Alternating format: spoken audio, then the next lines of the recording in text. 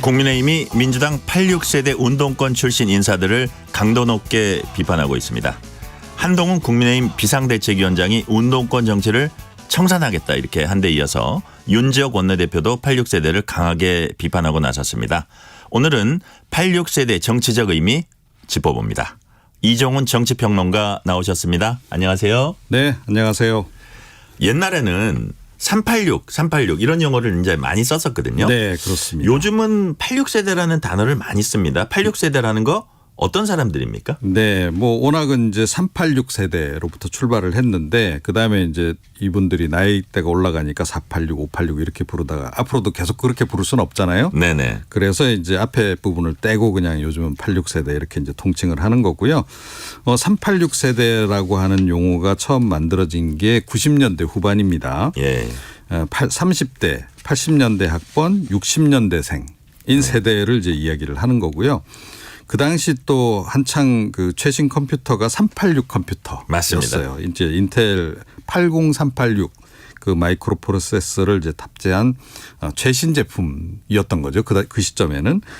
그래서 이제 그 세대도 상당히 좀 그 당시엔 젊은 세대였고 그래서 80년대 이제 학생 운동을 통해서 이제 민주화 운동을 했던 그 세대들이 이제 정치권으로 이제 입문하면서 쓰이기 시작한 그런 표현입니다. 그렇군요.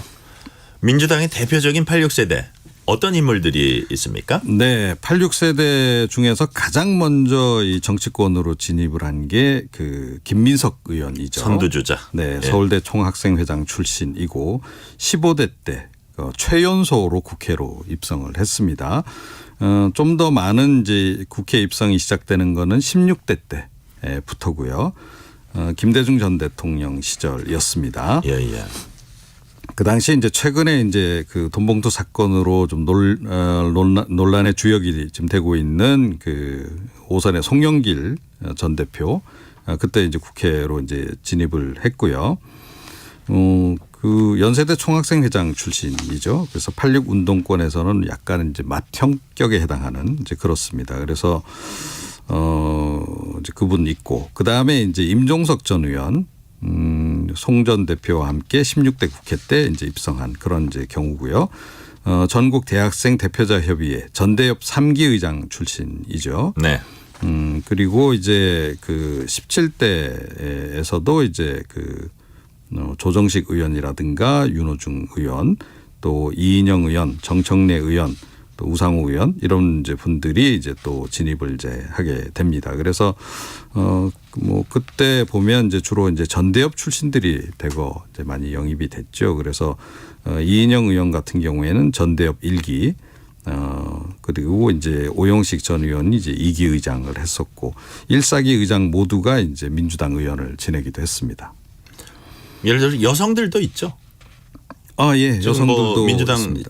최고위원하는 서영교 의원이라든지 이런 네, 분들. 그렇습니다. 예, 서영교 의원도 이화여대 총학생회장 출신이고 19대 때 이제 입성을 했죠. 네. 그렇군요.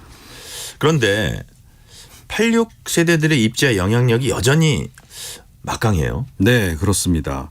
그러니까 조금 전에 말씀드렸듯이 이제 정치권에 본격 진입한 시점이 이제 2000년 16대 총선 때부터고, 네네. 당시 김대중 전 대통령이 젊은 피 수혈론을 이제 이야기를 했습니다.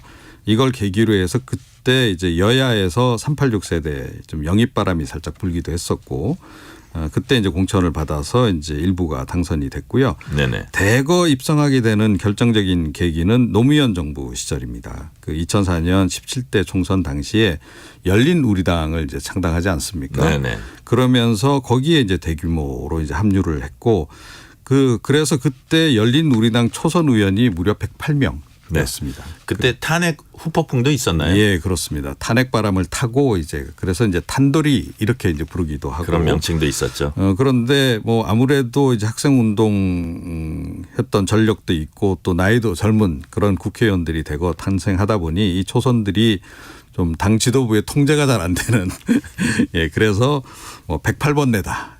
그 당시에 그렇게 또 부르기도 했습니다. 그렇군요.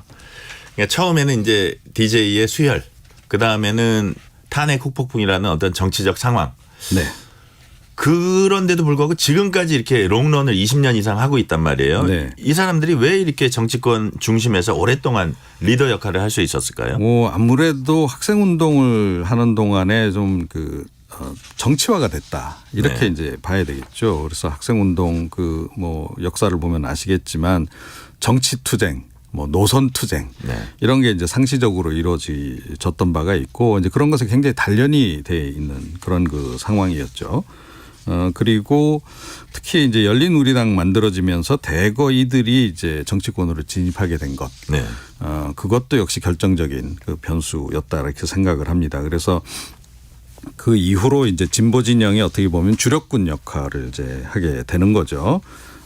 김대중 전 대통령 때부터 사실은 그 당시 운동권 이제 세력들이 김대중 전 대통령 만들기도 했고요. 노무현 전 대통령 만들기도 했고 또 문재인 대통령 만들기까지 쭉 이제 이렇게 대통령 만들기를 주도를 하고 또 성사를 시키고 하면서 이제 권력 핵심으로 이제 들어가게 되는 거죠. 그래서 지금 뭐 진보 정권의 거의 이제 핵심 부위를 다 이분들이 장악을 하고 있다.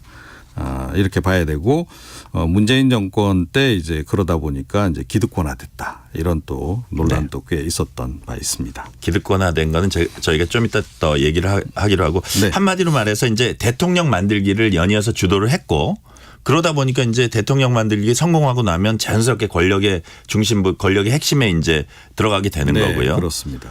또 이제 앞서서 학생운동 리더하면서 조직 운영이랄까 아니면 아까 이제 정치화 말씀하셨는데 네. 권력의 속성에 일찍 눈을 뜬 그런 측면들도 있는 것 같아요. 그렇죠. 그게 이제 굉장히 강하죠. 그러니까 이제 정치에 굉장히 최적화된 그런 집단이었다 이렇게 이제 봐야 할 것 같습니다. 그리고 뭐 그 당시에 그 정도 연령대에 그만큼 정치화된 사람들도 별로 없었다 이렇게 봐야 되겠죠. 네네. 그리고 또 워낙 그 당시 또 민주화 운동 자체가 좀 치열하지 않았습니까? 이제 그런 면에서 좀 많이 좀 단련이 돼 있었던 측면도 있는 거죠. 그리고 또 운동권 주도 세력들이 취업하기도 좀 마땅치 않았던 그런 측면도 없잖아 있었어요. 그 당시 취업이 잘 안 돼서 정치권으로 왔다. 역설적으로 이제 그런 부분도 예, 좀 없잖아 있는 거죠. 그러니까 네네. 뭐 다 아시다시피 이제 학생 운동으로 이제 뭐 이렇게 감옥소 생활하는 경우도 굉장히 많았고 네네. 그런 이력 때문에라도 뭐 이제 일반 기업 같은 데 취업하기도 좀 어려운 그런 부분도 있었고 그러니까 이제 그들로서는 이제 활로를 결국은 이제 정치로에서 찾을 수밖에 없었던 그런 부분도 있었다 이렇게 생각합니다. 그렇군요. 그런데 최근에 이제 국민의힘이 민주당 86세대들을 향해 연일 비판 강도를 높이고 있습니다. 일단 어떤 말들 나왔는지 좀 짚어봐 주세요. 네, 뭐 최근에 가장 주목 끌었던 발언은 역시 한동훈 비대위원장이 26일에 수락이 연설 첫머리에서부터 지금 민주당의 운동권 정치 세력을 비판하고 나선 부분, 네. 그거라고 이제 봐야 되겠죠. 이렇게 얘기를 했습니다. 중대범죄가 법에 따라 처벌받는 걸 막는 게 지상 목표인 다수당이 더욱 폭주하면서 이 나라의 현재와 미래를 망치는 것을 막아야 한다.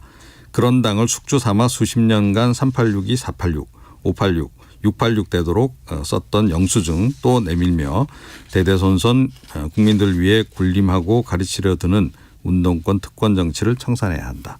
이렇게 이제 이야기를 좀 했죠. 운동권 특권 정치 청산. 아주 정조준을 좀 해버린 겁니다. 네네. 이런 상황에서 또 이제 민주당이 과거 이제 반미운동 펼쳤던 네네. 삼민투 간부 출신으로 천안함 결함설 주장했던 박선원 전 국가정보원 차장을 4.5 인재 영입 케이스로도 발표를 했어요. 이제 그러니까 이제 윤재혁 원내대표도 나섰죠. 그래서 운동권 내부의 자리 나눠갖기 관행을 이어가겠다는 것이다. 혁신 요구 받고 있는 586 운동권 집단이 오히려 기득권 포기하지 않으려 하고 있다. 이렇게 또 공격을 하고 나서면서 최근에 또 다시 한번 관심을 좀 끌고 있는 그런 상황입니다. 그런데 이제 이걸 국민의힘에서 차별성을 부각하는 어떤 소재로 이제 사용하는 그런 측면이 있거든요. 그게 네, 이제 뭐냐면 그렇습니다. 한동훈 위원장이 86 이후 X세대 이제 아이콘이 서태지와 아이들이 있잖아요. 네. 환상 속의 그대 가사를 수락 연설문에 인용했어요. 그런 약간 의도가 있지 않나 싶은 생각이 듭니다. 그렇죠. 내가 이제 X세대다. 이거 아닙니까? 네. 한 위원장 같은 경우에 이제 수락 연설 말미에서 이제 이렇게 언급을 했어요. 여러분 동료 시민과 공동체의 미래를 위한 빛나는 승리를 가져다 줄 사람과 때를 기다리고 계십니까? 우리 모두가 바로 그 사람들이고 지금이 바로 그때입니다. 이렇게 언급을 했는데요. 이게 이제 환상 속의 그대 가사 참고해서 썼다는 거죠. 이 본래 가사는 이렇습니다. 무엇을 망설이나 바로 지금이 그대에게 유일한 순간이며 여기가 단지 그대에게 유일한 장소다. 그러니까 이제 우리는 X세대로 세대 교체 들어간다. 이제 그런 이제 그 의미를 담고 있었던 게 아닌가 이렇게 생각합니다. 네. 비슷한 질문인데 이제 왜 이 시점에 이제 국민의힘 지도부를 중심으로 민주당 86세대 꼭 집어서 비판하는 이유? 뭐 역시 차별화 전략이다 이렇게 봐야 되겠죠. 그러니까 이제 그 X세대인 한동훈 위원장 같은 사람이 이제 뭐 국민의힘을 이끄는 이제 그런 상황이고 당연히 이제 그 연장선에서 공천 이제 과정에서 이제 세대 교체 대규모로 이제 이루어질 가능성이 높은데, 네. 자 우리는 이렇게 하고 있는데 당신들은 여전히 운동권 족보 정치로부터 못 태어나오고 있는 거 아니냐. 결국은 이제 민주당은 9세대고 국민의힘은 신세대. 또 민주당은 과거지향적이고 국민의힘은 미래지향적이다.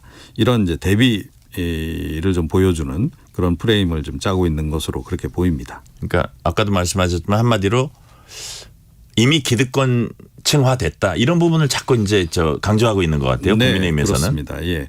그 사실은 이제 이제 86세대가 최근 들어서 특히나 이제 용태론에 이제 많이 시달리게 되는 이제 결정적인 계기가 네. 문재인 정권 때 이제 이분들이 권력 핵심을 장악하고 있는 상태에서 당도 예. 이제 장악하고 있었고 그 당시 이제 대통령실 그러니까 청와대도 이제 장악을 하고 있었죠. 그런데 뭐 아시다시피 뭐 미투 운동이 있었죠. 뭐 또 내로남불 논란 계속 있었죠. 또 권력형 비리 수사도 무마하는 그런 이제 과정에서 사실은 윤석열 정권도 어떻게 보면 그들의 손에 의해서 탄생한 거나 다름없잖아요. 계속 이제 그 검찰총장 시절부터 압박을 가하고 네. 이제 그랬던 이제 부분들이 좀 있는 겁니다. 그래서 사실은 이제 그 국민의힘 입장에서는 그런 지점이 지난 대선 때도 사실은 국민들이 그것에 공분해서 이제 윤석열 정권이 탄생한 거고 그러니까 내년 총선도 이제 그런 부분을 이제 공략을 잘하면 좀 승리로 좀 갈 수 있다 이런 판단을 좀 내리고 있는 게 아닌가 이렇게 생각합니다. 네. 그런데 이제 국민의힘뿐 아니라 민주당 내에서도 86세대 청산, 사퇴, 용퇴 이런 거 요구하는 이제 목소리들이 나오고 있거든요. 네, 특히 그렇습니다. 최근에 이제 한 계기가 좀 된 게 돈봉투 사건에 연루돼서 구속된 송영길 전 민주당 대표가 86세대 퇴출에 방아쇠를 당겼다 뭐 이런 얘기를 하는 분들도 있더라고요. 네, 그렇습니다. 그러니까 이분이 이제 어찌됐건 그 사건 때문에 이제 탈당도 하고 뭐 정치 안 할 것처럼 이렇게 하시더니 또 다시 또 출마하겠다는 그런 이제 태세로 나오고 뭐 당도 뭐 새롭게 만들겠다 뭐 이런 식으로 나오니까 지금 민주당 내에서도 이제 더 이상은 안 돼. 좀 이제 이런 분위기가 좀 이제 그 형성이 좀 되고 있는 겁니다. 지금 뭐 그 송영길 전 대표뿐만 아니고 지금 뭐 임종석 전 그 비서실장 같은 경우에도 정계 은퇴하지 않았어요? 이제 그런 상태인데 최근에 다시 이제 총선 출마하겠다라고 지금 이제 의지를 내비치고 있고 한동훈하고 붙겠다 또 뭐 이러고 네. 지금 있는 상황이란 말이죠. 또 이광재 국회 사무총장도 최근에 이제 출마 의사를 지금 내비친 상태입니다. 그러니까 한동안 약간 뒤로 좀 물러서는 듯 했던 이제 이 86세대 정치인들이 다시 또 정치 전면으로 등장하려고 하니까 사실은 이제 이 부분은 지금 이제 그 민주당을 현재 지금 장악하고 있는 친명계 입장에서도 이건 좀 곤란하다. 이제 이런 얘기가 좀 나오고 있는 이제 그런 그 상황이고요. 친명계 중에서도 이제 그 원외 인사들 향후에 국회의원들이 되고 싶어 하는 사람들은 더욱더 이제 이거에 민감하게 지금 반응할 수밖에 없는 거죠. 그래서 좀 상당히 문제 제기를 하고 있는 그런 그 상황입니다. 그렇군요. 좀 시계추를 되돌려서 86 용태론이 처음 나온 게 지난 2015년 4월 재보궐선거에서 새정치민주연합 지금의 민주당이죠. 참패한 직후입니다. 당시 상황을 좀 설명을 해 주세요. 네. 그때 이제 이동학 청년혁신위원이 이 전국 대학생 대표자 협의회 1기 의장, 그러니까 전대협 1기 의장이기도 하면서 86세대 대표 주자이기도 한 이인영 의원에게 그 공개 편지를 보냅니다. 586 전상서 부제는 더 큰 정치인으로 거듭나 달라. 이제 이런 그 제목이었고요. 그러니까 기득권이 이제 내려놓을 때 되지 않았느냐 하는 얘기입니다. 그런데 이제 그 다음에 2016년 총선에서 이제 그 승리를 하게 되면서 좀 약간 흐지부지 돼버리고만 이제 그런 그 상황입니다. 그러다가 2019년에 이제 역시 86세대인 민주당 이철희 당시 의원이 총선 불출마 선언한 뒤에 민주화 탄핵에 성공했지만 이제 우리가 마침표를 찍을 때가 됐다 라면서 이제 86 청산에 스스로 이제 불을 지핀 적이 있거든요. 네, 그때 분위기는 그렇습니다. 어땠습니까? 예, 당시에도 여야의 인적 쇄신 바람이 거세게 불었었죠. 이제 86세대 대표 주자 역시 이제 임종석 전 대통령 비서실장 그 당시 이제 정계 은퇴를 이제 밝힌 상태였는데 조금 전에 좀 말씀드렸습니다만 네. 그러면서 이제 그 다시 이제 용태론이 나오고 찬반론이 이제 일고 이제 이런 상황이었고요. 그 와중에 이철희 전 의원이 이제 86 용태론에 이제 힘을 확 이제 실은 거죠.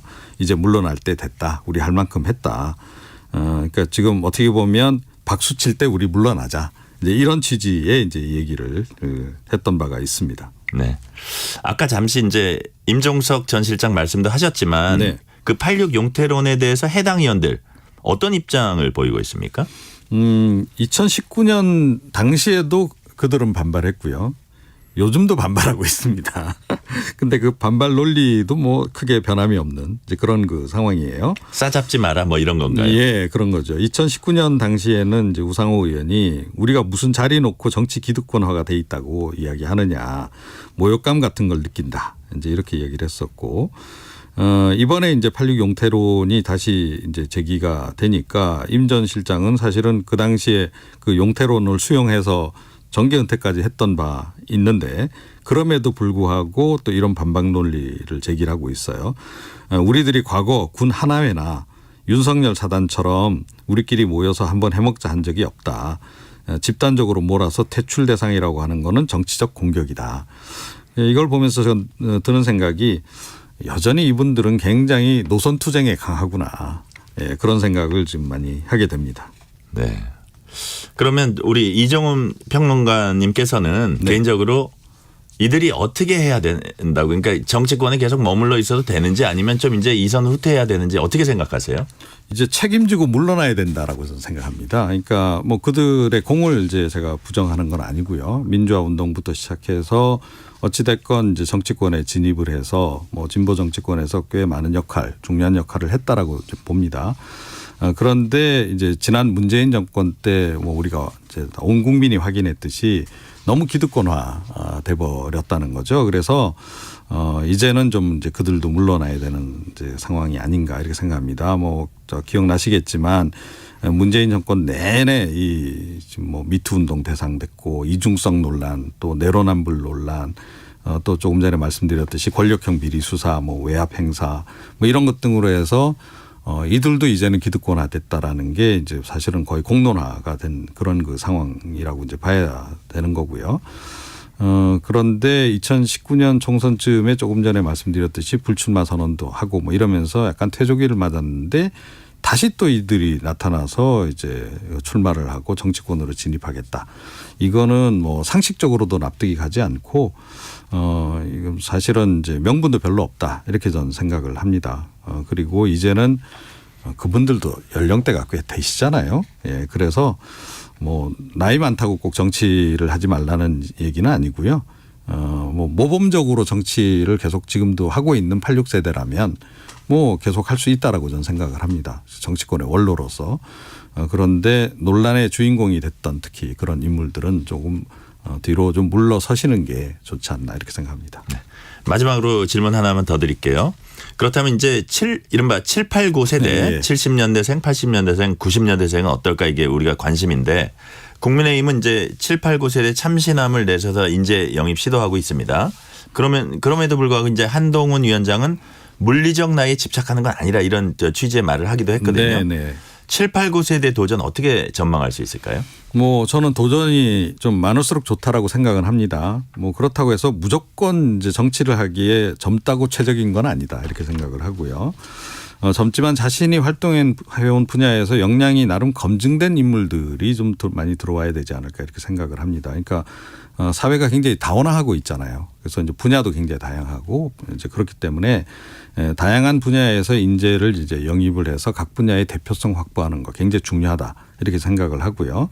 하지만 해당 분야에서 그래도 나름 역량이 검증된 사람으로 이제 그 인재 영입을 해야 이 정치적 정당성 확보에도 좀 도움이 되지 않나 이렇게 좀 생각을 합니다. 네. 그런데 이게 뭐 대통령이나 당대표 같은 이런 주요 정치인들의 개인적인 연고 이런 걸 기준으로 해서 만약에 인재 영입이 이루어진다라고 한다면 설령 다양성을 갖췄더라도 정당성 확보에는 실패할 것이다. 이렇게 생각을 합니다. 그렇군요. 여기까지 듣겠습니다. 이종훈 정치평론가였습니다. 감사합니다. 네, 감사합니다.